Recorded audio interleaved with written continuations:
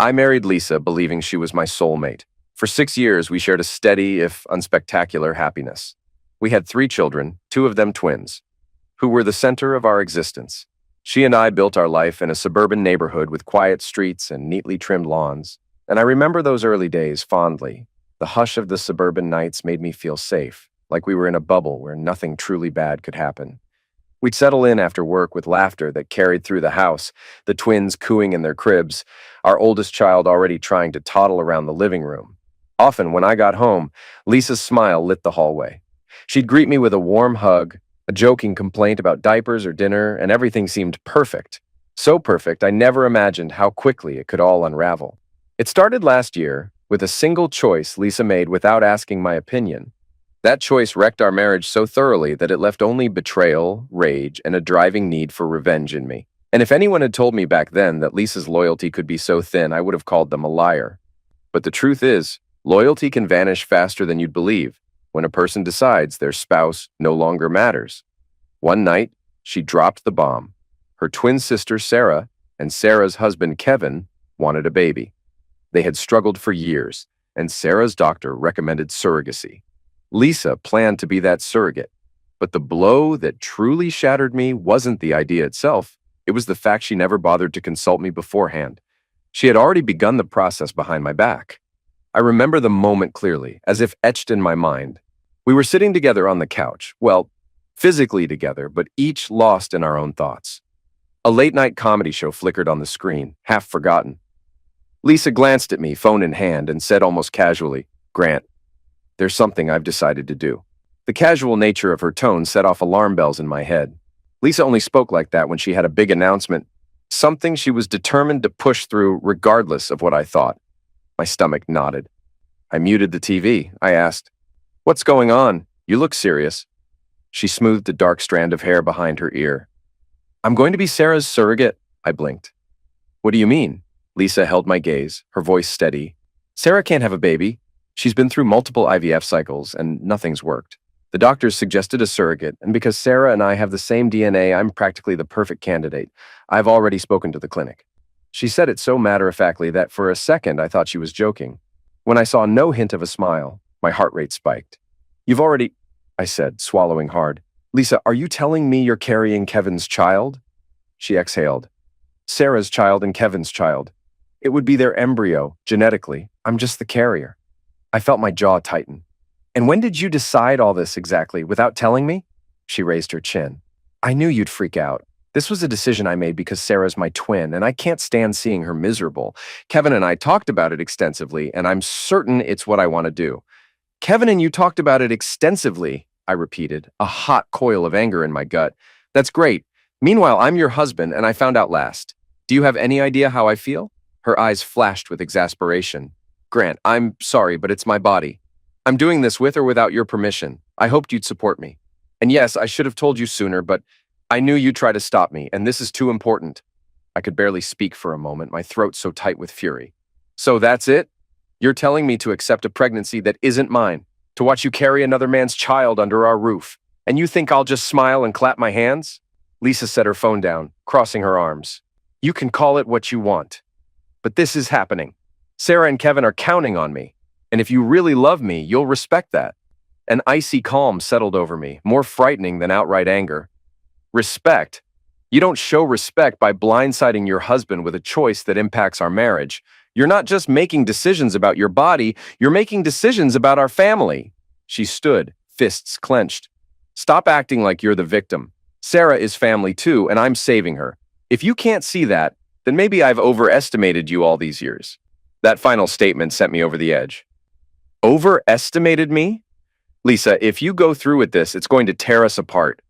She moved past me, shoulders rigid. "Then maybe we're not as strong as I believed." I stayed behind, seething, my heart pounding so hard I could hear the blood rushing in my ears. I tried to breathe through the anger, but it felt like a betrayal so profound I couldn't name it. The quiet house pressed down on me, thick with the aftershock of her news, and although I told myself I should calm down, I already knew. Everything had changed. The days that followed were tense. Lisa talked openly about doctor's appointments, fertility meds, implantation schedules. She told me more as if we were discussing what groceries to buy, not a life-altering surrogacy. I could barely listen without feeling sick. Each mention hammered home that she'd made a choice that shredded any notion of partnership we had. 2 evenings after she first told me, I came home to find a box from a fertility clinic in our fridge. Vials of medication, syringes, and instructions lay scattered on the kitchen table. Lisa was flipping through a thick packet of papers. "What's all this?" I asked sharply, gesturing at the paraphernalia. She glanced at me. "Hormone treatments. I need to start them so my body will be ready for the embryo transfer. The clinic sent them earlier than expected." I stared at her in disbelief. "You didn't think this warranted a conversation?" She shrugged. "I already told you. We're past conversations. I'm moving forward." My voice came out low but tight. "You're ignoring my feelings in this. You don't care that you're pushing me away, do you?" She rolled her eyes. "Stop being melodramatic. It's 9 months and then I hand the baby over to Sarah. It's not like I'm replacing our children with another one. This is to help my sister. You can rationalize it all you want," I muttered. "But if you do this, I promise you, I'm not staying in this marriage." She looked up, gaze steely. "Grant, you're free to leave if your pride can't handle my decision." My face burned. "Pride? This has nothing to do with pride. It has everything to do with partnership. You completely blindsided me, talked about it with Kevin." "So what if I talk to Kevin?" she demanded, her voice rising. "He's the father of the embryo. He needed to be part of the discussion." I let out a mirthless laugh. "And I'm the husband you took vows with. Or is that irrelevant now?" She picked up the papers again, effectively dismissing me. "We're done here, Grant." I stood there, an ache in my chest. She wouldn't even see the damage she was doing. My fingers twitched with the urge to rip the fertility papers from her hands and tear them apart, but I knew that'd make me look like a madman. So I turned on my heel, left her to her new project, and tried to steady my breath. That night, as I lay awake in bed, I silently decided, if Lisa insisted on forging this path alone, then so be it. I'd file for divorce because no matter how I twisted it, I couldn't stand to watch her belly grow with Kevin's child. When Lisa found out I'd contacted a lawyer, she stormed into the living room where I was helping our oldest child with homework. Fury radiated off her. "How dare you?" she hissed, careful not to alarm our child, who was busy coloring. I set down the crayon, told my kid to stay put, and guided Lisa into the hallway. "Lower your voice," I said. "I don't want the kids hearing our fights." She glared at me. "So you thought it was acceptable to rush to a lawyer and start divorce proceedings?" My chest burned. "I told you what would happen if you went forward without me, and you did it anyway. I'm done being disregarded." She shook her head, tears in her eyes, but they were tears of anger. "Grant, we can fix this. You just need to accept I'm doing this. Then we move on." I held up a hand. "No, you're not hearing me. There is no fix. You went behind my back, used our finances, signed up for a surrogacy as though our marriage was secondary to your sister's child. Did you seriously expect me just to say, 'Sure, honey, that's great'?" Her lips quivered. "I didn't think it had come to divorce. God, you're so cold." I barked a short laugh. "Maybe I am now. But I wasn't cold when you made that decision. That's what turned me this way." She opened her mouth to retort, then slammed it shut. If she wanted to throw more accusations, she seemed too furious to formulate them. Finally, she spun on her heel and marched upstairs. I just stood there, heart pounding, wishing I could pretend this was all a nightmare. In our state, there's a mandatory 1-year separation before a divorce is finalized. Lisa knew that, and in that year we'd be living under the same roof, at least for a while. She refused to move out, claiming she had nowhere else to go, that she needed bed rest at times, and that the kids deserved a stable house. I didn't want to uproot my children either, so I tolerated her presence. Although tolerate was a generous term. She occupied our guest room, or sometimes the living room couch, and I took the master bedroom. We moved like strangers sharing space, barely speaking. The kids picked up on it, of course, and asked why Mom and Dad no longer sat together at dinner. We tried to act civil in front of them, but tension seeped into every corner of the house. Lisa's twin sister, Sarah, showed up one weekend with Kevin in tow. I found them in the living room, looking at baby strollers and a glossy catalog, as though they owned the place. Our kids were outside playing, so I had no reason to pretend courtesy. Kevin rose from my recliner when I walked in. "Grant, hey," he said awkwardly. "We were just, planning for the baby." Lisa rubbed her belly, which had just begun to show. "Kevin and Sarah want to make sure we're prepared. I need certain things in the house to be comfortable." I stared at her. "Why can't Kevin buy all that for his own home? since that's where the baby will eventually live? Kevin let out an uneasy chuckle. Well, we thought it'd be good to have supplies here for while Lisa's carrying. I cut him off. Don't you dare talk about supplies in my house like it's your personal baby lounge. Lisa's cheeks flushed. You're being unreasonable. Do you expect me to stand for hours in their place if I'm nauseated or if I need rest? I live here, Grant. I clenched my jaw. Yes, you do. But maybe Kevin and Sarah should show some respect for me and not treat this house like their baby planning HQ. Kevin glanced at Sarah, who stood behind the couch, arms folded. Sarah gave me a steely look. Grant, it's not like we enjoy being here, she said. We're just trying to make this as painless for Lisa as possible. My anger flared hot. Let me guess.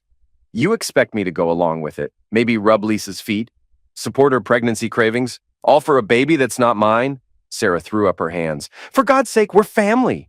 This shouldn't be about mine or yours. It's about helping each other. I narrowed my eyes. It stopped being about family when you two roped Lisa into this behind my back. Kevin let out an exasperated sigh. Look, man, I get this is awkward. Awkward doesn't cover it, I snapped. But if you're so concerned about Lisa, then set up a comfortable space in your house. Buy every item from that catalog. Just don't do it here. If you keep showing up unannounced, we're going to have a serious problem. Lisa stood, indignation radiating from her. You can't ban them from the house.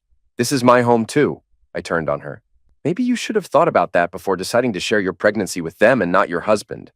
We stood there, glaring, until Sarah grabbed Kevin's arm. Let's go, she said, her voice shaking with anger. We don't need this. They hustled out. Lisa whipped around, pointing a finger at me. You're acting like a child.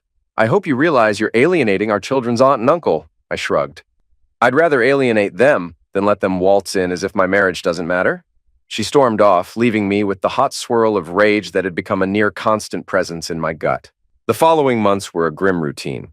Lisa's belly expanded. She complained of morning sickness, backaches, constant fatigue. She expected me to care. She'd say things like, Grant, could you bring me some crackers from the kitchen? Or, could you get me a pillow for my back? I refused every single time. She'd hiss, what kind of heartless man are you? You can watch the mother of your children suffer like this and not lift a finger? I'd snap back, you're Kevin's surrogate. Let him handle it. If he can't, call Sarah. I have my own concerns, like raising our kids and keeping the house afloat. She'd stomp off, often in tears, ranting about my cruelty. But each tear she shed fell on the hardened shell of my heart. I reminded myself she'd shown no compassion for me when she decided to carry another man's baby without so much as a consultation. So I offered her the same courtesy. None. She tried to guilt trip me. Late one night, she came to my door and said, I can't sleep. My legs are cramping. Could you rub them like you did when I was pregnant with our twins? I stared at her from the doorway, her face a mixture of desperation and hope.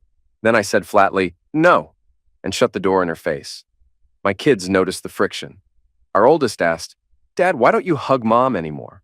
I swallowed the bitter truth and said gently, sometimes grown-ups don't get along, but I love you, and I'll always be here. The innocence in my child's eyes made me want to throttle Kevin and Sarah for putting us in this position, but mostly it made me resent Lisa for letting it happen. As the months crept by, Lisa's family inserted themselves into the fray. Her mother called me, voice dripping with condescension. Grant, I can't believe how selfish you're being. Lisa's doing a wonderful, selfless act for her sister. How can you deny her your support? I said coldly. Maybe ask your daughter why she did it without telling me. I owe her no support. That baby isn't mine. Her father tried intimidation. Young man, he growled over the phone, you're heading down a very dark path. If you don't help Lisa, we'll see to it you regret it. I smirked at the phone, though he couldn't see me. That's interesting because I already regret trusting your daughter with my marriage. Good luck with your threats. They hung up on me. I had no doubt the entire extended family viewed me as a monster. But I also knew the court would see facts. Lisa was pregnant with someone else's child, funded partially by our joint finances without my consent. That would be on her. One of the worst confrontations happened in the 7th month. Lisa, belly large and heavy, returned home one evening with grocery bags. She struggled to carry them, nearly dropping one on the porch. She called out, Grant, can you please help me? My back is killing me. I opened the door, arms folded. Ask Kevin or Sarah, I said. They're the reason you're pregnant. Her eyes glistened with tears, but I saw the flash of anger beneath. I just spent hours at the hospital, dealing with some checkups. I'm exhausted. I'm still your wife, whether you like it or not, I snorted. Not for long, and certainly not in spirit. You made that clear. She let out a wail of frustration and turned to drag the bags inside on her own. A couple cans fell out, rolling on the porch, but I didn't move. She ended up bruising her forearm trying to wrestle everything in at once. Breathless, she set the groceries on the kitchen table and glared at me. You can't keep punishing me like this, she spat. I arched an eyebrow. I'm not punishing you. I'm just refusing to play the supportive husband role you threw away. She set a hand on her belly, tears streaming.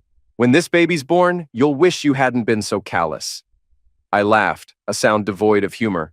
Believe me, I won't, because you'll be gone and this child will be out of our lives. She inhaled sharply as if I'd struck her, then stormed off into the guest room, leaving me with a house that felt stiflingly silent despite the drama. I exhaled, wondering if I'd crossed a line. But whenever pity for her threatened my resolve, I remembered that she'd made a unilateral choice that spat in the face of our marriage. My anger held firm. When Lisa went into labor unexpectedly around the 8th month, it was just past midnight. I heard moaning in the hallway, followed by frantic knocks on my bedroom door. "Grant!" she shouted, voice trembling in pain. "My water broke! Oh God, the contractions are coming! Please help me!" I opened the door to see her face contorted, hands braced on her enormous belly. Sweat matted her hair. For a split second, the memory of helping her through labor with our own children flickered through my mind. But then bitterness swept it aside. "I'm not taking you to the hospital," I said coldly. "That's Kevin's job." Her eyes went wide with disbelief. "Kevin's not answering. Sarah's phone is going straight to voicemail. I need to get to the hospital now." I shrugged, stepping back. "Call an ambulance." She gripped the doorframe, another contraction ripping through her. "Grant, please, you can't just let me suffer here." I locked eyes with her. "Watch me," she stumbled, tears pouring down her cheeks. You're heartless." I gave a short nod. "That's what happens when you ignore your spouse's feelings. Good luck with the baby. I'm going back to bed." She let out a sob as I closed the door. She fumbled in the hallway, presumably calling 911. Within 15 minutes, paramedics arrived. The lights from the ambulance flashed across my window. I could hear them whisking her away. For a fleeting instant, guilt gnawed at me, but I forced it down. She'd chosen to disregard me. Why should I rush to her side when the child in her womb wasn't mine? The next morning, my phone blew up with calls from Lisa's mother. Screaming voicemails accused me of abandoning Lisa during labor. I deleted them all without listening past the first few seconds.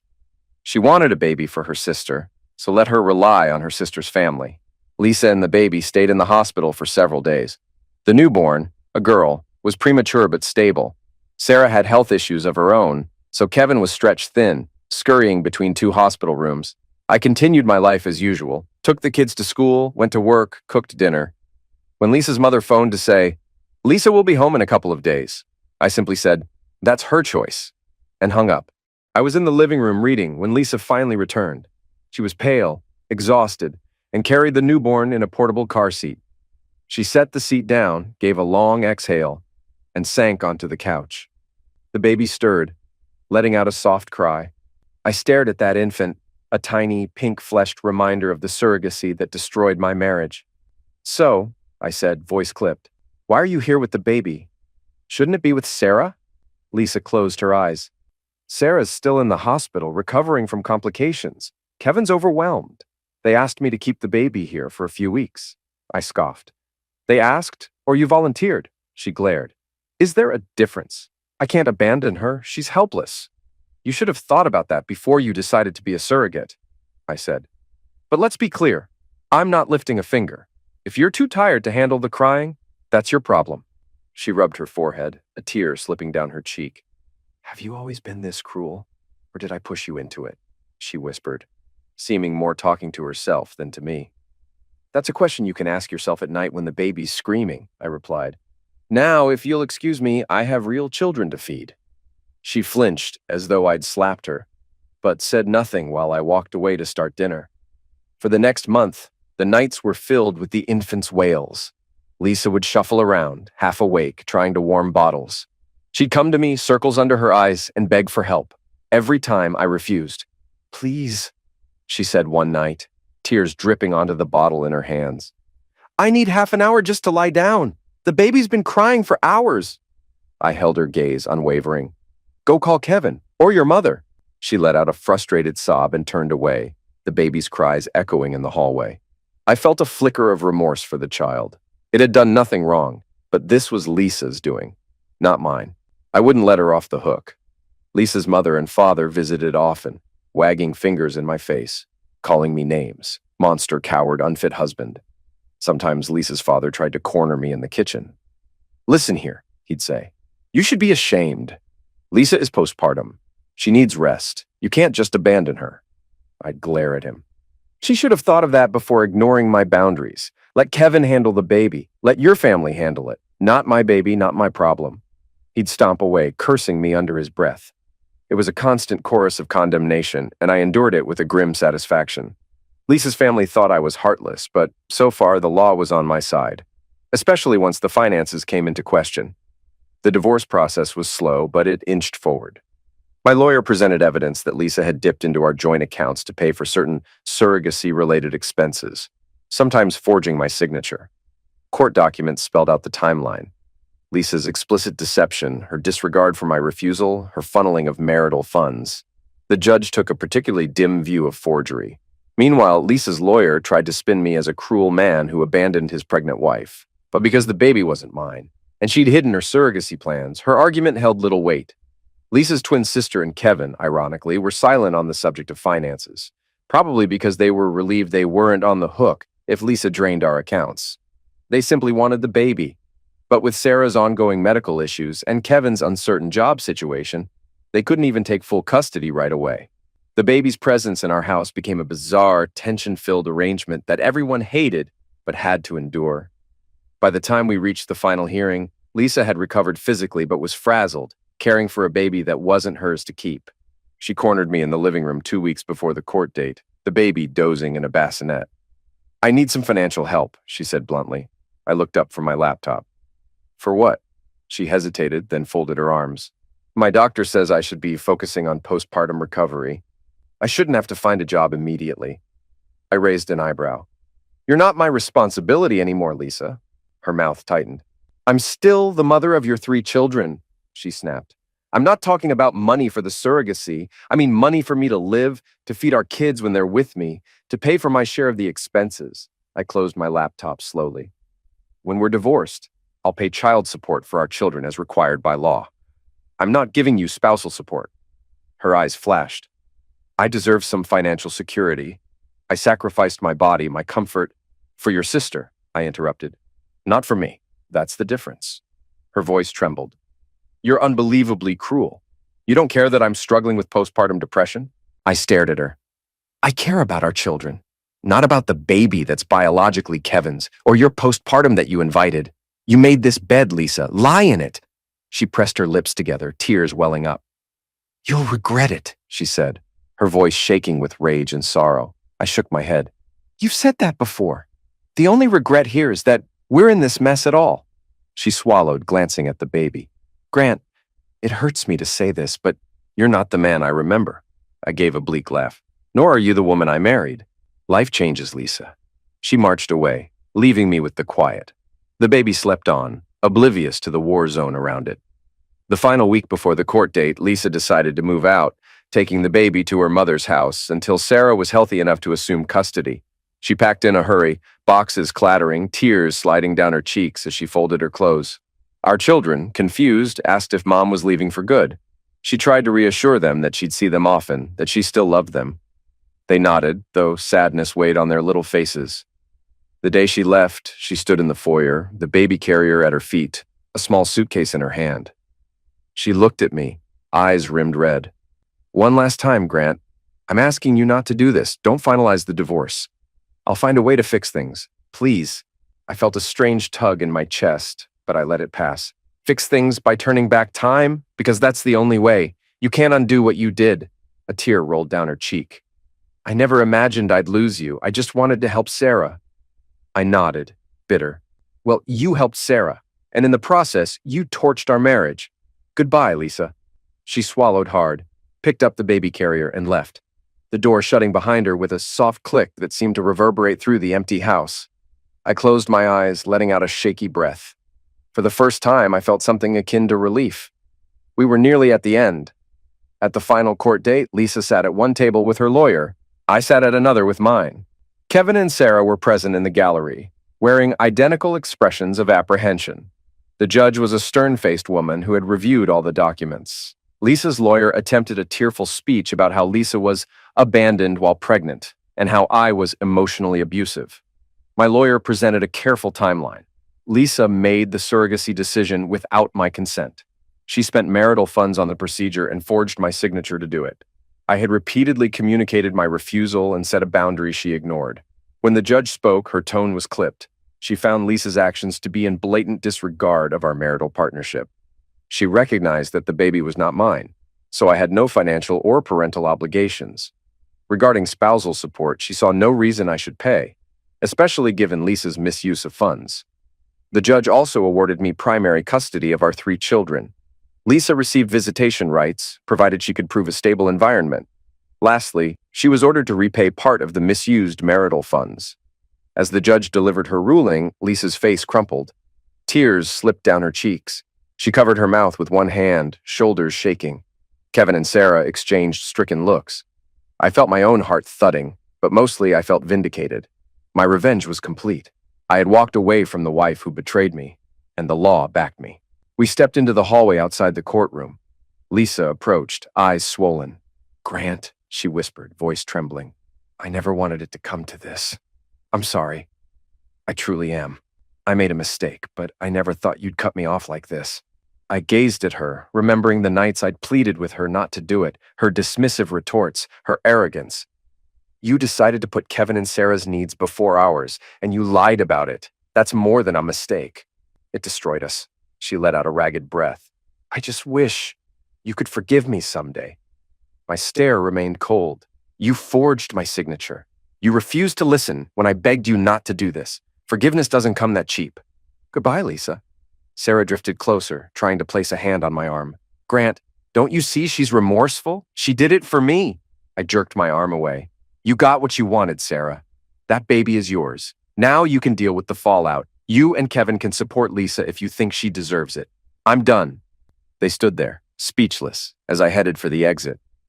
The corridor felt brighter as I walked away, as if a crushing weight had been lifted. In the weeks after the final decree, Lisa moved in with her mother, the baby still with her until Sarah fully recovered. Whenever I saw Lisa during custody exchanges of our 3 kids, she looked frail, regretful. She'd ask how the children were doing, and I'd answer politely but kept my distance.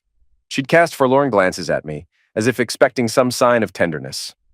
I offered none. Kevin and Sarah eventually took over raising their baby. Rumor had it they were strapped for cash. Kevin's job had cut his hours, and Sarah's hospital bills piled high. Lisa, financially drained, struggled to find a stable job. My kids, however, were doing much better once the tension left the house. We fell into a calm rhythm. School days, weekend outings, family movie nights. No more crying baby to wake everyone at midnight. No more silent warfare in the hallways. Occasionally, Lisa texted me or emailed me, talking about regrets, about how she never foresaw Kevin's unreliability or Sarah's ongoing health issues. She mentioned that being a surrogate hadn't truly helped anyone in the end. It had just created more chaos. I offered polite, minimal replies, only addressing our children's schedules or needs. One day, my oldest child looked up at me while playing with Legos. "Dad, do you still love Mom?" I paused, kneeling beside them. "I care about her because she's your mother, but sometimes grown-ups change and they break trust." They seemed to accept it, returning to their little plastic bricks, the matter resolved in their mind. Kids can be so direct. It's one reason I love them fiercely. There's no pretense, no hidden agenda. Months turned into a year. The divorce well behind me, I finally felt free.